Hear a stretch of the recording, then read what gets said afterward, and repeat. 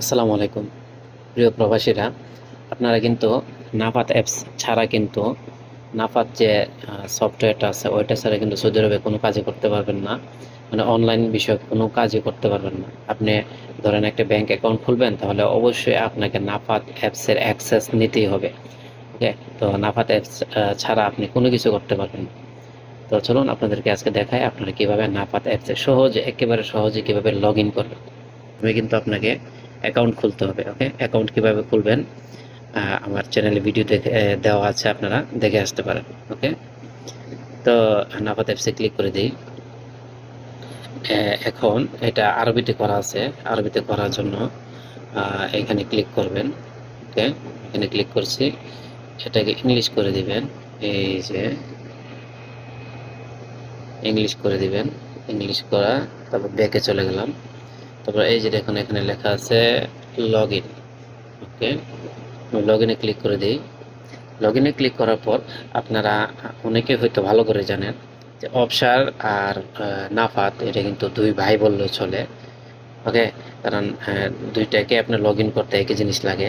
প্রথমে আপনি দিয়ে দিবেন ন্যাশনাল আইডি, তার মানে আপনার ইকামা নাম্বারটা এখানে দিয়ে দিবেন। আমি দিয়ে দিচ্ছি, এই যে এখানে আমি ইকামা নাম্বারটা দিয়ে দিলাম। তারপর নিচে দিয়ে দেব পাসওয়ার্ড। ওকে, এই যে আমি পাসওয়ার্ডটা দিয়ে দিলাম, দেওয়ার পরে নেক্সটে ক্লিক করে দেব।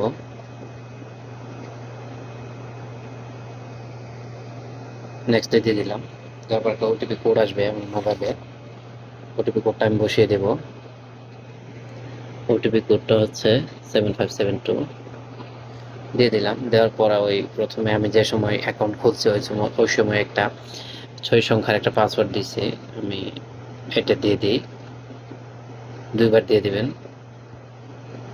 দিবেন। ওকে, তো এখন আমার একটা ছবি নেবে, আমি ছবিটা দিয়ে দিচ্ছি। খুবই কাছ থেকে করতে হবে। এই যে